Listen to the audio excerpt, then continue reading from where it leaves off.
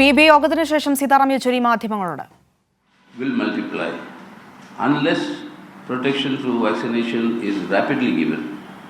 We cannot possibly prevent another unleashing of a very brutal attack, and that is something neither the people nor the country can afford. So we are asking the Modi government to immediately procure, augment your domestic production facilities. Many of them are lying dormant in the public sector.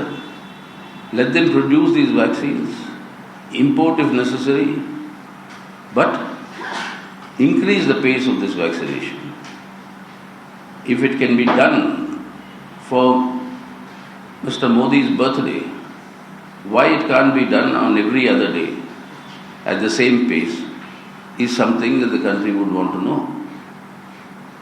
So this has to be undertaken very, very urgently. The continuous rise in the prices of petrol, diesel and petroleum products, particularly cooking gas, has really hurt the livelihoods of crores of people across the country. For 6 days in a row, the prices of petrol and diesel have been hiked. Compared to 5 years ago, diesel price today is double what it was in 2016. And during this period, the international prices have been declining sharply. Only of late, they started again rising. But the entire period of decline in the international price levels, that is something that has not been passed over to the consumer as it should have been.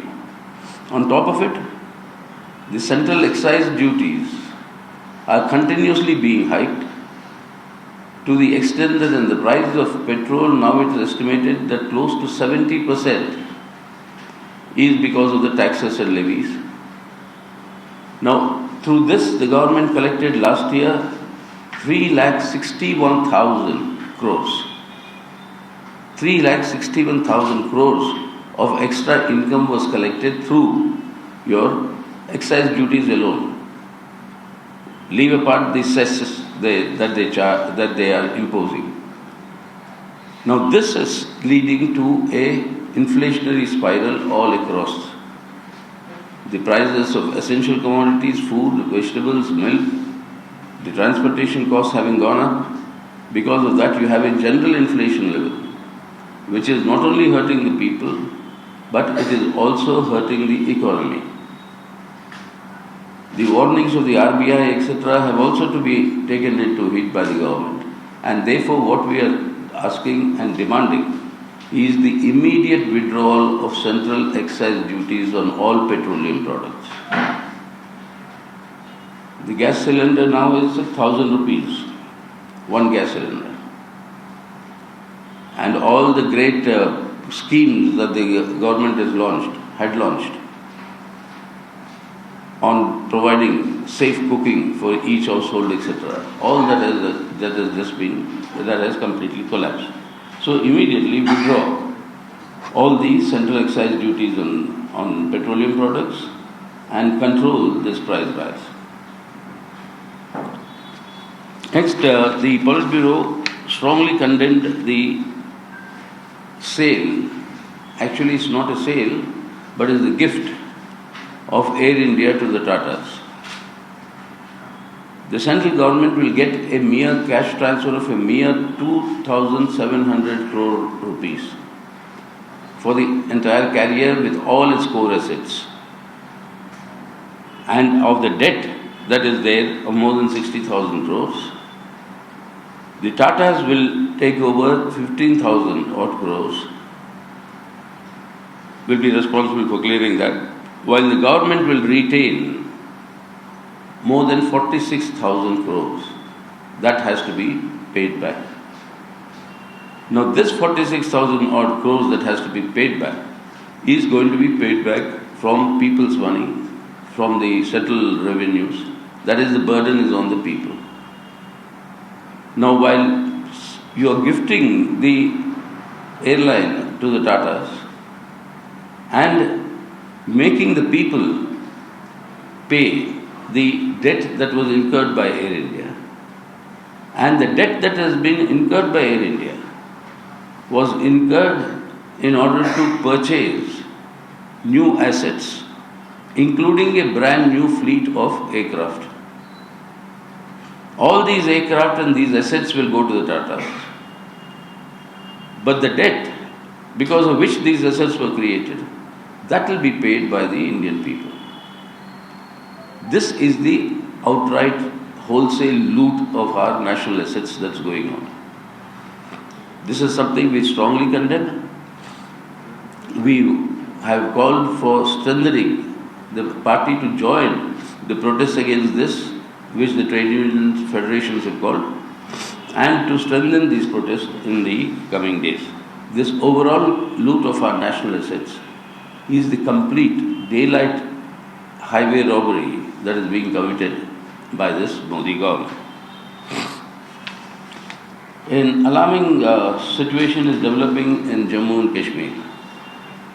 The killing of innocent civilians by terrorist attacks and the spate of terrorist attacks that are continuing to increase completely negate the claim of this government, which said that in 2019, when they abrogated Article 370 and 35A, that with this, the complete integration of Kashmir with India has happened, and now there will be a total control over the activities of terrorist organizations. But what is happening there is completely to the contrary. The sort of insecurity that the people are feeling in Kashmir has not been like this since the early 1990s, when there was a spate of sudden burst of terrorist attacks. So therefore, this heightened violence is further alienating the people of J&K. The Prime Minister called their leaders and spoke very, very rhetorically about saying that he will eliminate the Dil ki Duri and Dilli se Duri of J&K people. Neither Dil ki Duri nor Dilli se Duri has been erased.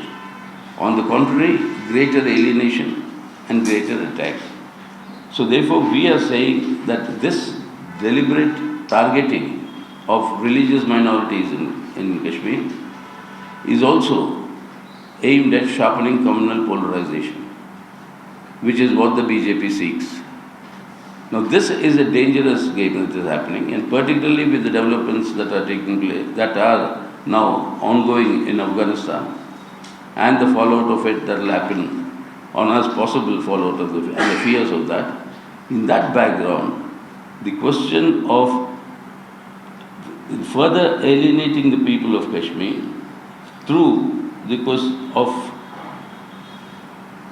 tightening the restrictions, arrests and draconian measures, this is something that is going to be very dangerous for India. What is required is political involvement. What is required is to work together. The People's Alliance for Gupkar Declaration consists of parties who are all committed to strengthening the relations with Delhi, with the center, exactly what the Prime Minister talked. So involve them in the political processes and work out a possible solution to this. That has to be done very urgently, otherwise it's going to be a very dangerous situation, because arbitrary decisions that are being taken, excessive use of force, that cannot continue, because that will only contribute to further alienation. The confidence of the people must be earned by the government, not demanded. It has to be commanded by the government. And that can be done only through proper political involvement of all the forces. Finally, this meeting, the main agenda of this meeting was to discuss the outline for the political resolution of the CPIM's 23rd Party Congress. because of the COVID pandemic situation and also the elections in the states of Bengal, Kerala, Tamil Nadu and Assam. I mean, this Congress got a little delayed.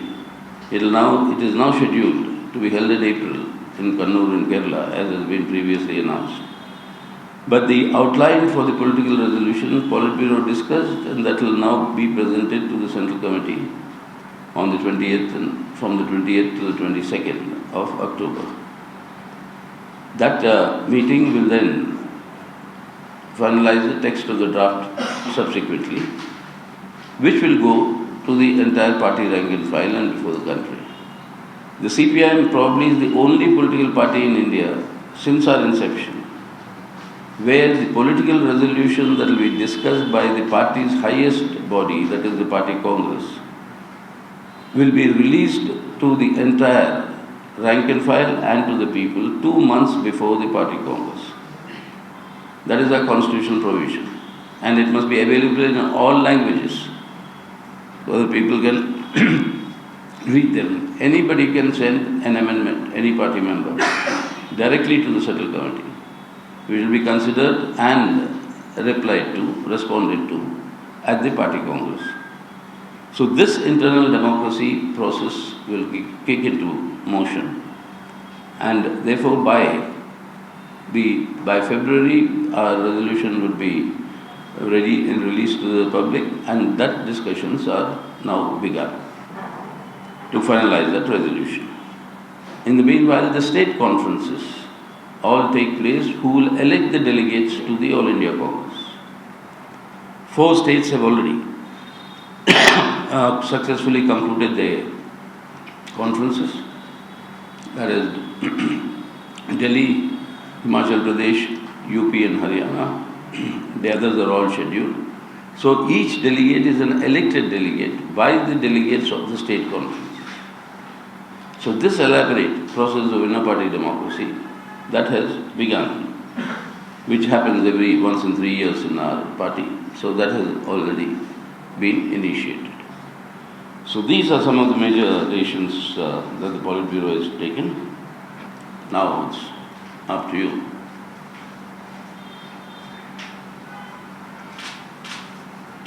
In this draft political resolution, will you discuss electoral alliances also? Because you contested with Congress in West Bengal and in states like Assam and Tamil Nadu. Will you continue such alliances with Congress party? That the party Congress will decide. So I can't tell you what it was, but what we have already been doing, that will be placed before the party Congress. This thing is in today's conditions and situation, the primary task is to isolate and defeat the BJP. For that, to maximize the polling of the anti-BJP votes, state-wise, we will decide how best to do it. The situation would be different in every state. It is different in every state. So depending on that those decisions will be taken. Like in what you were saying in Tamil Nadu, in Assam, etc. So state-wise the discussions will take place and then we will decide accordingly. But again, as I said, all these are decisions, final decisions will be taken by the party Congress. In the upcoming Assembly election, UP, Uttarakhand, Punjab, Pakistan, in the upcoming Assembly election, UP. That is what, I mean, our basic task is really to isolate and defeat the BJP.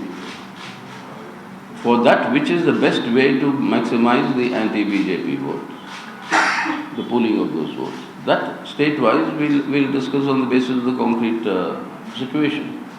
While you decide state-wise, is there any untouchability to Congress? That is my question. You yourself gave me 2 examples of Tamil Nadu and Assam.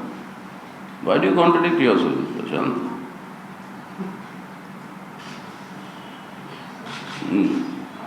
But comment, the political situation is more challenging to the party. So, what kind of trust you will give this political resolution?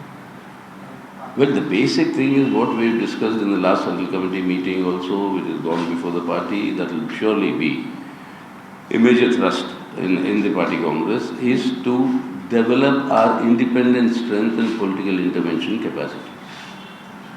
The answer to your question is developing our independent strength. And for that, what are the measures and steps that must be undertaken? What are the weaknesses that were there in the past that need to be corrected and overcome? So these will be the discussions, but that basic task is to strengthen our independent strength, our independent base, and our political intervention capacities.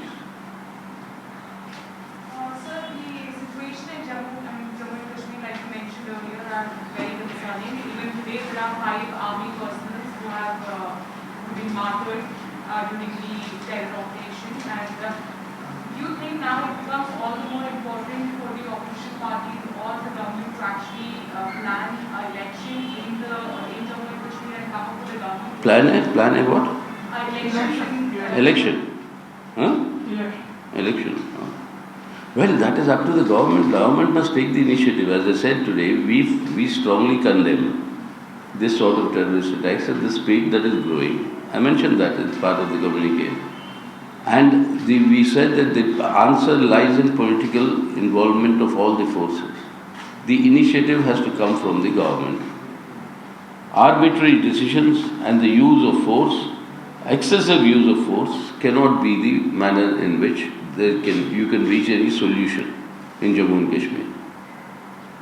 The elections should have been held along with the parliamentary elections when the assembly was dissolved. That the government in its wisdom chose not to do it because that was necessary for it to abrogate Article 370 by saying J&K is under central rule.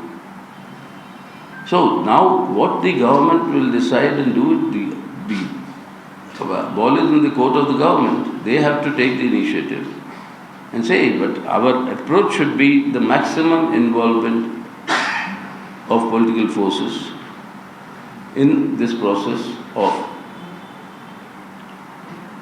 combating this terrorist menace, and that is not through more force against the people of Kashmir. That will only alienate them further, compounding the problem. The framework of the draft political resolution for party Congress is over in the PGO? No. As I said, this process has been initiated. Now it will go to the CC, the outline will be clear. After that, the actual draft will be made, after the clearing of the outline. That will be discussed in PB and CC. And then, that will be released. Only then the process will be over. Is there any major change than the last political? Well, we've just begun. You will know by the time we end our discussion and produce the draft. Will these state alliances convert to a federal front? Is there a requirement for a federal front in the country against the BJP? You see, please understand one thing, Prashant. Before any election comes, there are always talks of federal front, fourth front, third front, all fronts. But finally, what emerges is what is the best way in which alternatives can be formed. And go by our own historical experience.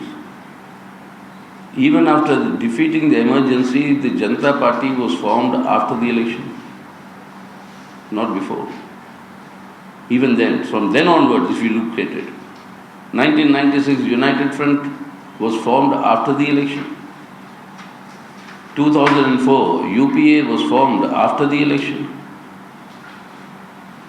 So that is why the state specificities that are there, on that basis, maximize the pooling of anti-BJP vote at the state level in order to defeat them when the elections come. And on that basis, the All India picture will emerge. There are reports about an impending power crisis because of shortage of coal. And the government has now given nod to use this imported coal and produce electricity and sell it for rupees 16 a unit. So how do you see this? I mean, people are saying that it's just to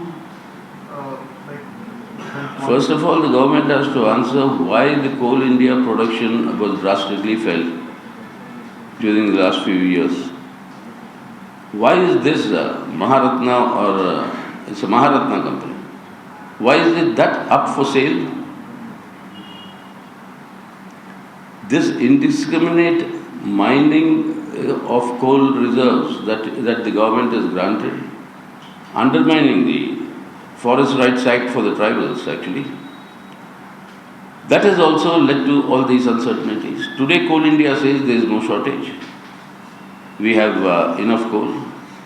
But if this is the ploy to allow foreign companies to maximize their profit at the expense of Indian people by making us pay extra for every unit of electricity, then that is something that is not acceptable, and that will be very strongly protested against.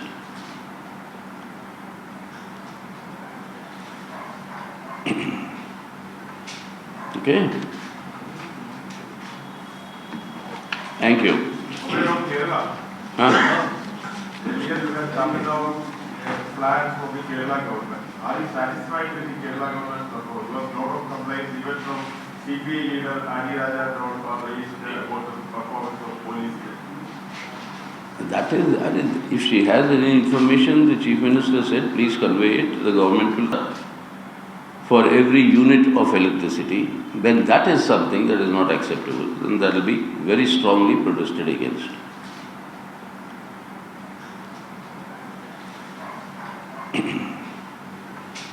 Okay? Thank you.